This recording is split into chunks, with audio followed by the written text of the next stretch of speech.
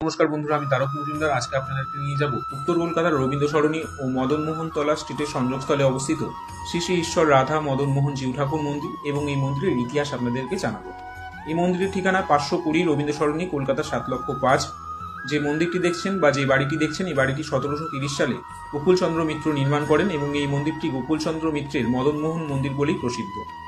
জনশ্রুতি, বর্গীদের হামলায় আর্থিক সমস্যায় পড়ে বিষ্ণুপুরের মল্লরাজা চৈতন্য সিংহ মদনমোহনের মূর্তিটি গোকুলচন্দ্র মিত্রের কাছে বন্ধক রেখেছিলেন।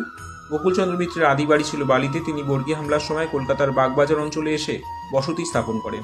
লবণ ব্যবসায়ী গোকুলচন্দ্র মিত্র প্রচুর অর্থ রোজগার করেন। এদিকে বর্গীদের হামলায় ক্ষতিগ্রস্ত বিষ্ণুপুরের মল্লরাজা চৈতন্য সিংহ জমিদারি রক্ষা করতে এক বিশাল অঙ্কের টাকা ধার নেন গোকুলচন্দ্র মিত্রের কাছে। পরিবর্তে বন্ধক রাখেন কুলদেবতা মদনমোহনকে এবং এই মন্দিরটি 1761 সালে গোকুলচন্দ্র মিত্র নির্মাণ করেন। প্রচলিত বিশ্বাস অনুসারে এই বিগ্রহ ছিল রাজবংশের সৌভাগ্যের প্রতীক, তাই অবস্থায় ফিরে বন্ধক দিলেও চৈতন্য সিংহ টাকা শোধ দিয়ে কুলদেবতাকে ফিরিয়ে নিয়ে যেতে আসেন। এদিকে ঘটনাচক্রে মদনমোহন ঘরে আসার পর থেকে গোকুলচন্দ্র মিত্রের অবস্থার উন্নতি হতে থাকে, যার ফলস্বরূপ 1784 সালে গোকুলচন্দ্র মিত্র লটারির মাধ্যমে চাঁদনি চক বাজারে সত্ত্ব পান।